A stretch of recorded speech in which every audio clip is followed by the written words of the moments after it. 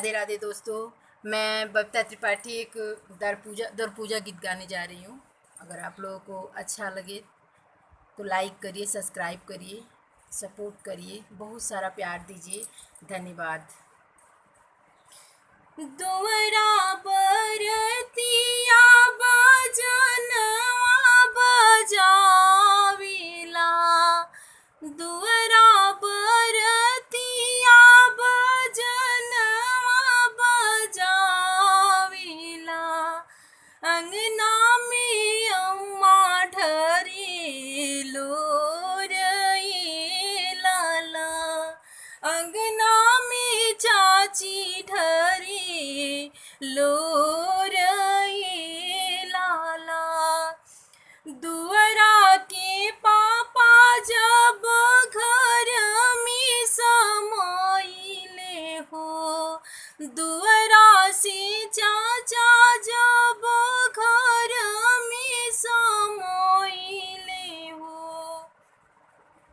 अम्मा पूछेली झक झोरिए लाला, चाची पूछेली झक झोरिए लाला, कवनी ही आखे बोर खोजनी सिर साहिब, कवना ही आखे बोर खोजनी स्वामी जी, दुल्हा सावर धिया गोरिए लाला, दुल्हा सावर धिया गोरिए लाला, इतना बचन जब सुनले कवन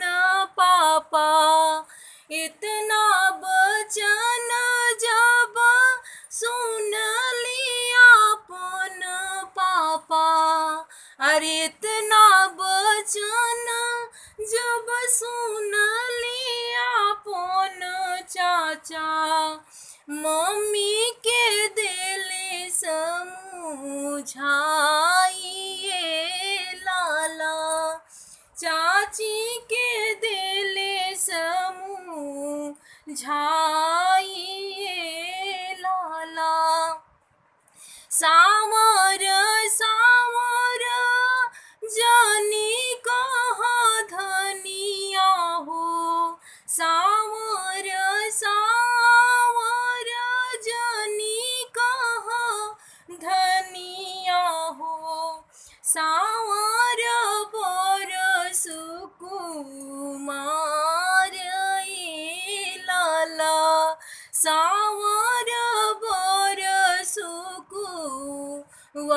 कुवारिए लाला, अरे सावर बरस कुमार लाला, इहे दामाद हमरे सभावाय जोर करिहे, इहे दामाद हमरे सभावाय जोर करिहे, खुश रखी है धिया वहाँ मारई लाला, अरे खुश रखी है बेटी हाँ मारई लाला।